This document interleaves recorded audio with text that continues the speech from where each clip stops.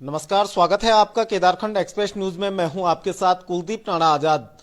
इस वक्त हम डीएफओ कार्यालय रुद्रप्रयाग में मौजूद हैं और बीते रोज हमने आपको एक रिपोर्ट चोपता क्षेत्र से दिखाई थी, जहां पर स्थानीय जो हक हकूकदारी हैं उनका आरोप था कि उनको वन विभाग वहां से उनके जो रोजगार हैं उनसे बेदखल कर रहे हैं। आखिर पूरा प्रकरण क्या है और क्यों वहां के स्थानीय लोगों को बेदखली के नोटिस जारी किए जा रहे हैं, पूरी जानकारी डीएफओ साहब से ले लेते हैं। सर, पहले तो स्वागत है। और जिस तरीके से वहां पे जो कार्यवाही चल रही, क्या पूरा मामला क्या है? क्या कोर्ट से ये आदेश आ रहे कि मामला क्या है पूरा? ये जो चोपता बनियाकुंड और पंगेर और ये सारे जो क्षेत्र हैं, ये रिजर्व फॉरेस्ट जो होता है इंडियन फॉरेस्ट एक्ट में, रिजर्व फॉरेस्ट की श्रेणी के वन हैं, जिनको संचालन के लिए वन पंचायत मक्कू और उसाड़ा को दिया गया था और ये गठन किया गया था वन पंचायत का। तो basically legal point of view से देखा जाए तो ये रिजर्व फॉरेस्ट है और वन पंचायत को ये मैनेजमेंट के लिए दिया गया है। मैनेजमेंट अर्थात इसका रख रखाव किया जाए और इसके जो वानिकी कार्य हैं या इस तरह की कार्रवाई इसमें की जाए।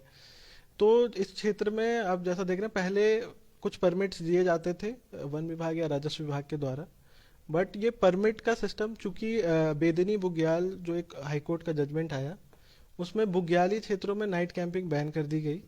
और इसके अतिरिक्त तो जो बहुत सारे जो इस क्षेत्र में परमानेंट कंस्ट्रक्शन किए गए लोगों के द्वारा, प्लेटफॉर्म पक्के बना के, एंगल लगा के, और इससे पूरे बुग्यालों को बुरी तरह से नष्ट किया गया है। और इस क्रम में फिर जो है कोर्ट के अनुपालन में, और चूंकि नियमानुसार ये अतिक्रमण के श्रेणी में आ रहा था, तो इसमें हमने बेदखली की कार्रवाई चलाई कोर्ट के आदेशों के क्रम में और नियमानुसार। और 2 साल तक इसकी बेदखली की कार्रवाई चली, जिसमें प्रॉपर नोटिस दिया गया सभी को और सबको अपने बात रखने का और तथ्य रखने का मौका दिया गया। बेदखली के ऑर्डर किए गए जब पाया गया कि ये सही में अतिक्रमण की श्रेणी में आ रहा है और इनके द्वारा कोई ऐसे अभिलेख न प्रस्तुत किए गए। और उसके बाद फिर ये अपील में कंजर्वेटर ऑफ फॉरेस्ट के पास अपील में गए। वहां भी सारे तथ्यों का दोबारा से चेक किया गया और पाया गया कि ये सही में अतिक्रमण की श्रेणी में आ रहा है और किसी तरह के पक्के या अनऑथराइज्ड पोजेशन जो बोलते हैं हम, कि बिना किसी हक के उस क्षेत्र को अतिक्रमण किया गया। तो इसका इनके अपील जो है सारी खारिज हुई और उस खारिज होने के तत्पश्चात हमें इस बेदखली करा के उस एरिया का पोजीशन लेना है। बट चूंकि ये स्थानीय लोगों के स्वरोजगार और उनके सालों से जो ये इस अपने क्षेत्र से जुड़े हुए हैं और इनका उससे आजीविका का साधन है, तो हमारा प्रयास ये है कि इन लोगों को हम बुग्याली क्षेत्रों से हटके कुछ वैसे क्षेत्र जहाँ जो नॉन बुग्याली हैं उनमें चयनित में कैंपिंग के परमिट दें with certain terms and condition, permit देते हुए, और जो सिर्फ स्थानीय लोगों, क्योंकि ऐसा है कि आप देख सकते हैं कि इस क्षेत्र में बहुत सारे। थोड़ा सा दिखा दीजिए कैमरा में पर्सन से। मैं कहूंगा कि क्या ये पूरी। आप देख सकते हैं कि ये पंगेर हो गया, ये प्रॉपर बुग्यालों में टेंट्स लगे हैं बहुत सारे। इसी तरह दुगल बेट्टा का क्षेत्र है। इसी तरह आपका बनिया कुंड है, इसमें बहुत ज़्यादा टेंट्स लग गए हैं। और ये टेंट्स भी कोई टेम्पररी तरह के टेंट्स नहीं है, इसमें प्रॉपर लोगों ने बुग्यालों का खुर्द बुर्द किया है, उसमें फिर प्लेटफॉर्म बनाए हैं, एंगल लगाए हैं।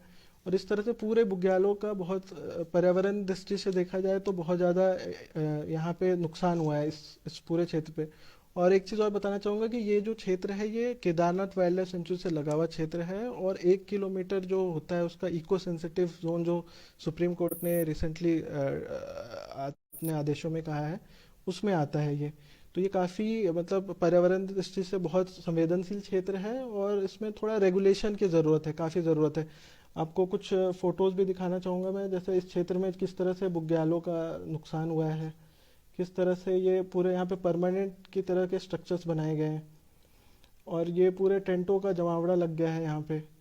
और इसमें बहुत सारे जो बाहर की कंपनीज हैं और बाहर के लोग हैं, इसमें अनऑथराइज तरीके से इस क्षेत्र में अपने टेंट्स चला रहे हैं, जिसका ऑनलाइन बुकिंग कराते हैं, जिससे जो स्थानीय लोग हैं, जो जेन्युइन लोग हैं यहाँ के, उनको दिक्कत होती है, उनको बुकिंग नहीं मिल पाती और ये लोग बुकिंग करते हैं। पूरे बुग्यालों में नुकसान हुआ है इसमें। और एक वेस्ट की भी बहुत ज़्यादा प्रॉब्लम हो रही है वहाँ पे, पूरा प्लास्टिक का ढेर लग जाता है, क्योंकि कोई प्रॉपर मैकेनिज्म नहीं है कि वेस्ट को कलेक्ट किया जाए और उसको हटाया जाए। तो इसी के क्रम में, और एक सिक्योरिटी वाली भी बात है इसमें, क्योंकि अब जैसा कि आपने अंकिता भंडारी वाले केस में सुना होगा कि अनरेगुलेटेड वे में रिजॉर्ट चल रहा था, अनऑथराइज्ड वे में, और वहाँ पे कुछ घटना हुई, तो उस तरह की संभावना यहाँ भी बनी रहती है, क्योंकि कोई किसी तरह का टूरिस्ट का कोई रजिस्टर्स नहीं मेंटेन किए जाते हैं। अनऑथराइज्ड वे में बहुत लोग एक तो संचालित करते हैं, और उनके वर्कर्स और वो वन क्षेत्र में इसमें रात में रहते भी हैं। तो कभी भी कोई अप्रिय घटना हो जाए या कोई गैर कानूनी चीज़ें हो जाए तो उसका हमेशा खतरा बना रहता है, और उसकी जिम्मेवारी, मतलब उसको इंश्योर करना वन विभाग एवं जो भी शासन प्रशासन की जिम्मेवारी होती है। तो इन सबको देखते हुए ही, और लोगों के, स्थानीय लोगों के स्वरोजगार को देखते ही, हमने ये प्रयास किया कि कोई एक अच्छा सा प्रोजेक्ट बनाया जाए जिसमें एक तो लिमिट लगाई जाए और सर स्थानीय। मैं प्रोजेक्ट पे आऊंगा, लेकिन एक जो आपने क्योंकि स्थानीय लोग कह रहे हैं कि लगातार उनको हटाया जा रहा है वहां से, जबकि उनके अपने उनके हक हुकूक वहां बनते हैं स्थानीय, क्योंकि उनको बार बार अतिक्रमणकारी बताया जा रहा है, जबकि वो स्थानीय वहां के हक हुकूकधारी हैं। दूसरा, आपने कहा कि बहुत सारी अलीगल एक्टिविटी वहां पे हो रही है, तो क्या ये किसी जांच में पाया गया है जो आप कह रहे हैं कि वहां पे इस तरह से हो रहा है, तो किस तरह से ये पाया गया है? इलीगल एक्टिविटीज तो मतलब अतिक्रमण एक इलीगल एक्टिविटी है, बट इसके अतिरिक्त होने की संभावना है। सिक्योरिटी थ्रेट तो रहता ही है, क्योंकि आप अनऑथराइज्ड वे में आ रहे हैं। ये टेंट रिजॉर्ट या जो भी हैं यहाँ पे कैंप चल रहे हैं, इसका कोई किसी तरह की पुष्टि नहीं की गई है, किसी तरह के परमिट नहीं मिले हैं, और यहाँ पे सैकड़ों टूरिस्ट आ रहे हैं। तो अनऑथराइज्ड वे में चल रहा है, तो हमेशा संभावना बनी रहती है, कोई चेक मैकेनिज्म नहीं है। तो ये तो संभावना बनी हुई है। एक बात यहाँ पे ये भी आ रही है कि जो वहाँ के स्थानीय लोग हैं वो उन्होंने बाहर के लोगों को वो टेंट वगैरह दिए हैं, और वो वहाँ पे नौकर बन के रहते हैं। इस तरह के क्या केसेस आ रहे हैं? अब जैसा कि आप देख सकते हैं ऑनलाइन, आप भी जब वेबसाइट पर सर्च करेंगे तो ये बहुत सारे कैंप साइट्स दिखेंगे आपको, और इसके जो ओनर्स हैं या जो एक्चुअली जिसने इन्वेस्ट किया है इसको टेंट लगाने में, वो सुनने में आया है ये, इसकी कोई, क्योंकि वो सब अनऑथराइज तरीके से चल रहे हैं, तो इसकी पुष्टि तो नहीं की जा सकती है किसी जांच के माध्यम से, बट स्टिल वहाँ पे जो सभी को पता है, वहाँ पे ये ओपन सीक्रेट है कि वहाँ पे बहुत बाहर के लोगों ने टेंट्स के लिए स्थानीय लोगों को दिया है, और उसके माध्यम से संचालित हो रहा है। स्थानीय लोगों के लिए अब क्या प्रोजेक्ट आपके दिमाग में था, और क्या योजना उनके लिए बनाई जा रही थी? और आपने कहा कि कई बार स्थानीय लोगों के साथ, वहाँ के व्यापारियों के साथ, जो रोजगार करने वाले, उनके साथ आपकी बैठकें हुई हैं। क्या उनके लिए पूरा प्लान बनाया गया था आपकी तरफ से?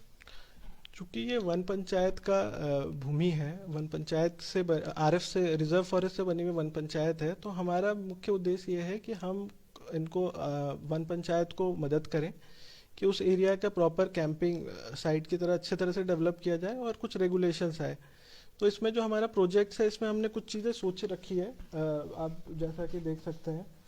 इसमें जो सबसे पहले तो हमारा है कि जो अतिक्रमण हो रखा है बुग्याली क्षेत्र का, उसको हम पहले हटाएं। उसमें लोगों का मदद ही रहे कि वो खुद ही हटा लें, और हम कुछ चयनित कैंप साइट डेवलप करें। चयनित कैंप साइट में हम उनको रेगुलेटेड करें और रिस्ट्रिक्ट करें नंबर, और वहाँ पे फिर हम इनको कैंपिंग की परमिशन दें with certain terms and condition. उसका कुछ शुल्क वन पंचायत को जाए, कुछ शुल्क जो है वन विभाग को कैंपिंग के परमिट के तौर पे जाए, और उससे पूरा अच्छे तरीके से एरिया मैनेज हो, और बाहरी लोगों को भी हम हटाएं, और जो स्थानीय लोगों को स्वरोजगार का अवसर प्रदान करें। इसमें हम उनको ट्रेनिंग भी देंगे, कैंपिंग कैसे की जाए, ट्रैकिंग कैसे कराया जाए, इको गाइड की तरह कैसे काम करना है। और उसके अतिरिक्त फिर हमारा था कि ये जो बुग्यालों में जो डैमेज हुआ है, उसको हम थोड़ा जियो टेक्सटाइल और जो जियो नेट होते हैं, उनके मदद से इसको ट्रीटमेंट किया जाए। कुछ उसके फोटोग्राफ्स हैं, और फिर जैसे टूरिस्ट के लिए कुछ साइनेजेस बोर्ड्स लगे, एंट्री प्लाजा हो, उनके साइनेजेस हो। बर्ड वॉचिंग का बहुत अच्छा क्षेत्र है वहाँ पे, तो बर्ड्स के बारे में जानकारी के लिए मिले वहाँ पे। वहाँ पे ट्रेल्स डेवलप हो, कुछ पाथ जहाँ पे लोग वहाँ पे घूम सके, वहाँ जंगलों में, और बर्ड वॉचिंग कर सके। इसके अलावा कुछ कैनोपी वॉक्स, ट्री हाउस, इस तरह का प्रोजेक्ट बनाने का प्रयास चल रहा है, और बैठने के लिए और मेडिटेशन करने के लिए कुछ जगह हो। वहाँ पे जल संरक्षण, क्योंकि आप जानते हो कि बुग्याल बहुत जल संरक्षण के दृष्टिगत बहुत इम्पोर्टेंट क्षेत्र होता है, तो वहाँ पे जल का संरक्षण और उसको एज टूरिस्ट स्पॉट भी बनाने का प्रयास रहे। बच्चों के लिए कुछ खेलने के हो, एडवेंचर स्पोर्ट्स को भी फ्यूचर में प्रमोट किया जा सकता है, और वो भी हम चाहेंगे कि जो भी चीज़ यहाँ की एक्टिविटीज़ हमने रखी है, वो स्थानीय लोगों के माध्यम से ही संचालित हो, वहाँ के स्थानीय लोग ही उसको संचालित करें, उससे अपना एक आय अर्जन करें और उसको उस क्षेत्र को न सिर्फ उससे कमर्शियल बेनिफिट ले बट उसको एनवायरनमेंट और उसको पर्यावरण को भी संरक्षित करें। तो इसी पूरे प्रयास से ये पूरा प्रोजेक्ट बनाया गया है और इसमें कुछ बजट भी हमारे पास प्राप्त है और अगर लोगों का सहयोग रहता है तो हम इसको लोगों को जोड़ते हुए और वन पंचायत को साथ में लेते हुए वन विभाग और जो स्थानीय लोग हैं उनकी मदद से इस एरिया को बहुत वर्ल्ड क्लास टूरिज्म डेस्टिनेशन बना सकते हैं। इसमें जो कुछ गलत भ्रांतियां या वो फैलाई जा रही है उसको छोड़ते हुए स्थानीय लोगों को साथ में लेते हुए आगे करनी चाहिए हमें। सर, कल जैसा कि वहाँ पे स्थानीय लोगों की बैठक भी थी और जिस तरीके से आगे वो कह रहे थे कि अगर वहाँ पे उनको हटाया जाता है तो वो आगे एक बृहद आंदोलन करेंगे। इस पॉइंट ऑफ व्यू से क्या आप उन लोगों को सजेस्ट करें?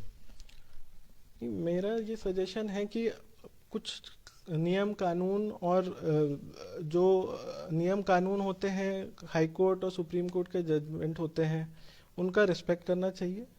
और जहाँ रही बात लाइवलीहुड की बात, हटाने की बात, तो हम हटा तो उनको रहे हैं जो अतिक्रमण कर रखे हैं या परमानेंट स्ट्रक्चर बना रखा है और उसके एवज में जो स्थानीय लोगों का जो स्वरोजगार जो उससे अफेक्ट होगा उसको रिकम्प्लिश करने के लिए हम उनको दूसरी जगह पे क्षेत्रों में कैंपिंग परमिट देने को हम रेडी हैं इसमें, और उसको प्रॉपर प्रोसेस से और कुछ टर्म्स एंड कंडीशंस और रूल्स एंड रेगुलेशन के साथ करें ताकि इस क्षेत्र को हम बचा सकें। क्योंकि फ्यूचर में अगर इस तरह से चलते रहा तो पर्यावरण को तो नुकसान होगा ही, टूरिस्ट के लिए भी कोई अच्छा एक्सपीरियंस नहीं रहेगा उस क्षेत्र में। तो ये सभी के मतलब कॉमन गुड में है कि वो मतलब वन विभाग और प्रशासन का सपोर्ट करे इसमें। और जैसा हम इनको स्थानीय लोगों के साथ हमने मीटिंग भी की है, उसमें भी उनका ये सजेशन है कि हम बहुत सारे मेजॉरिटी ऑफ द लोग जो लोकल हैं वहाँ के, वो एग्री कर रहे हैं हमारे प्रपोजल से और हम जो कार्रवाई करना चाह रहे हैं और वो इस व्यवस्था में आने को मतलब रेडी है। बस कुछ लोगों के द्वारा नाराजगी है या उनके इंटरेस्ट ज़्यादा इफेक्ट हो रहे हैं, इसलिए थोड़ी दिक्कत हो रही है।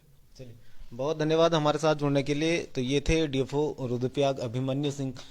खास तौर पे जिस तरीके से पिछले दिनों कल हमने एक रिपोर्ट आपको दिखाई थी, उसमें स्थानीय लोग, वहाँ के व्यापारी खास तौर पे आंदोलन की रणनीति बना रहे थे कि उनको वहाँ से हटाया जा रहा, लेकिन वन विभाग की तरफ से जिस तरीके से वहाँ पे एक परमानेंट योजना तैयार की जा रही है कि ताकि स्थानीय लोगों के जो रोजगार हैं वो भी प्रभावित ना हो और पर्यावरण भी संरक्षित रहे, तो इसी को लेकर एक बृहद कार्य योजना वन विभाग की तरफ से तैयार की जा रही है। हालांकि वन विभाग स्थानीय लोगों का सहयोग चाह रहा है।